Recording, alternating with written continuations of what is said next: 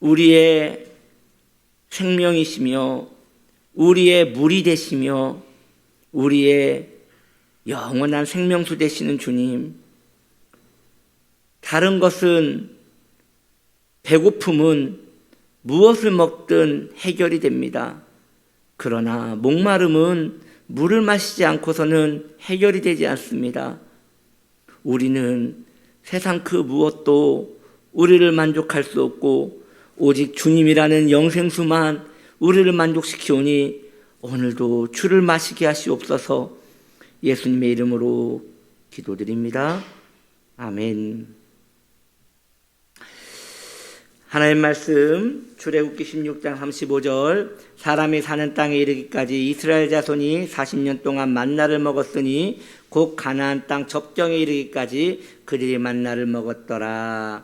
오늘 말씀은 어제에 이어 만나를 먹어야 합니다 중에 이제 씹기를 이야기하려 합니다. 우리는 음식을 섭취하기 위하여 세 가지를 행해야 한다 하였습니다. 첫째, 내 것으로 삼는 것에 대하여, 두 번째, 씹어야 하며, 세 번째, 소화시켜야 함에 대하여 저는 말씀을 드렸습니다. 어제 저는 내 것으로 삼는 것이 무엇인가에 대하여 말씀을 드렸고, 오늘은 두 번째로 이어서 씹어야 한다는 것에 대하여 말씀을 드리기를 원합니다. 오늘은 씹는 것이, 말씀을 씹는 것이 무엇을 의미하는 것인가? 만나를 먹기 위해서는 씹어야 합니다. 그래야 위장이 부담을 가지지 않고 음식이 영양분이 되는데 도움이 되는 것입니다. 또한 씹는다는 것은 음미한다는 것을 말합니다. 음식은 배가 고파서 먹기도 하지만 맛을 보기 위하여 먹는 것이 더 큰 즐거움이 아니겠습니까? 먹는 것에 대하여 아무런 즐거움이 없다면 우리는 금세 우울해질 것입니다.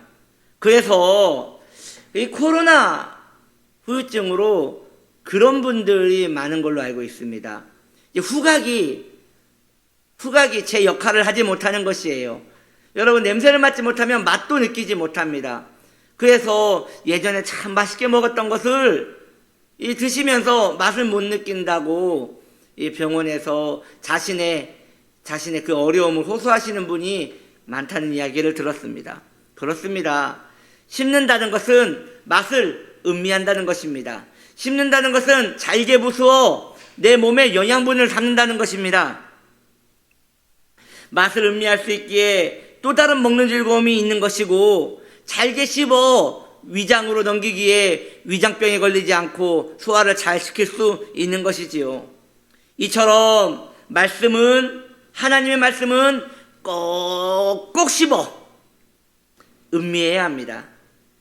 말씀을 씹는다는 것은 말씀을 천천히 음미하며 묵상하는 것을 의미합니다.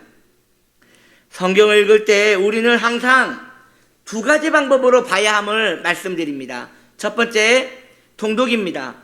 성경의 전체적인 부분을 이해하기 위하여 계속 빠른 속도로 일정량을 가지고 계속 읽는 것이에요.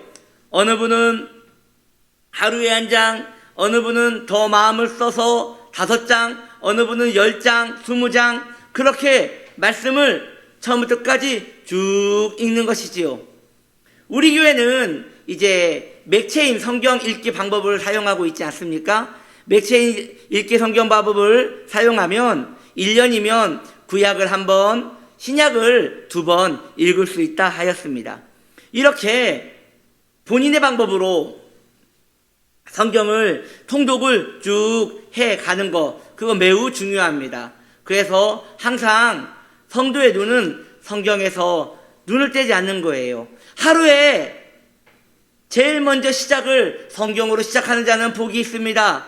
왜냐하면 정서가 이미 성경적인 정서로 시작되어지기 때문인 것이지요. 혹 이렇게 눈이 불편하여 연세가 드시고 알력이 약해지면 글을 읽는다는 것이 많이 어려우시다고 말씀을 들었습니다. 그래서 눈에서 눈물도 나시고 눈이 시큰거리기도 하시고 그런 사정을 들은 적이 있는데 요즘은 핸드폰으로 듣기도 됩니다. 그렇게 해서라도 성경을 좀 멀찌감치 펴서 보시고 들으시면서 천천히 성경을 따라가는 것도 하나의 방법이라 생각이 듭니다. 이처럼 성경을 내가 정해놓고 몇 장, 몇 절 그 정도로 정하여 쭉 읽어나가는 것은 좋은 습관입니다. 그러나 그것만으로는 부족합니다. 성경은 통독도 해야지만 또 항상 묵상을 해야 합니다. 그래서 저도 말씀드립니다. 전체적으로 성경을 읽는 가운데 그 말씀에서 빛이 나는 말씀이 있습니다. 말씀에서 마음에 부딪히는 말씀이 있습니다. 말씀에서 이거 내 말씀인데 라는 마음이 잠깐 오는 말씀이 있습니다. 이런 말씀에서 참 좋은 말씀이다 라고 넘어가는 게 아니라 그 말씀을 채취하는 것이죠. 형광펜으로 긋고 혹은 옆에 메모지를 펴놓고 적고 혹은 그것도 아니라면 핸드폰으로 그 부분을 찍고 이러한 부분을 가지고 말씀을 계속 음미하여 읽고 또 읽고 하는 것입니다. 그리고 그 문장을 읽는 가운데 본인에게 부딪히는 단어가 있을 것입니다. 그 단어를 기도하는 가운데 또 한 번 되뇌이고 또 한 번 되뇌이고 이러면서 그걸 씹는 것이에요.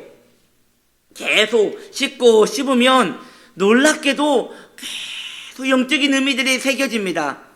이것이 성도의 낭만이에요. 이것이 성도를 더 성도되게 만드는 것이고 그것으로 말미암아 성도는 생기를 얻게 되는 것이지요.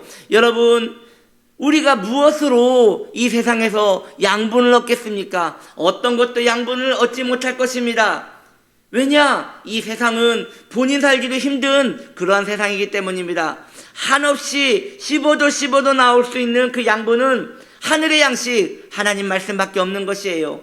그런데 믿음의 성도님들이 그러한 방법들을 많이 사용하지 않습니다. 너무 분주하시고 바쁘셔서 혹은 본인의 방법을 고수하시느라고 그러한 방법을 종종 쓰지 않습니다. 그러나 우리의 믿음의 선조들은 그 누구도 통독으로 만족하신 분은 한 분도 없다는 걸 기억하십시오. 한 분도 없었습니다.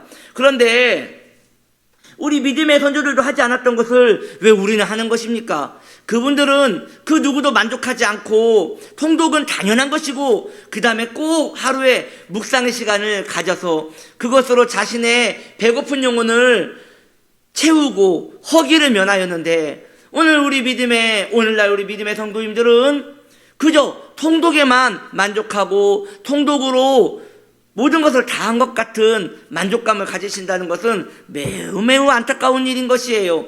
그러면 여러분, 습관을 가지십시오. 다시 한번 거룩한 습관을 가지십시오. 의도적으로 행하십시오. 그래서 성경을 읽을 때 말씀을 읽으면서 꼭 은혜되는 말씀을 채굴하십시오.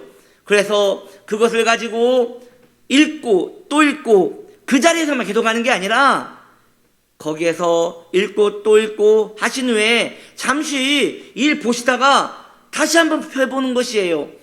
놀라운 일은 볼 때마다 새롭다는 것이죠. 그렇게 될 때 우리의 영혼은 하루를 살 수 있는 또 충분한 양분을 얻고 주 야훼를 우리 하나님을 경외함으로 살 수 있게 되는 것입니다. 그렇게 하나님의 선하신 말씀을 씹고 또 씹을 때 우리는 말씀에 대한 즐거움을 다시 회복하게 될 것입니다. 저는 이렇게 말씀 한 절을 메모하여 자주 말씀을 보라고 많은 성도님들에게 권면했습니다. 그런데 정말 잘 못하셔요.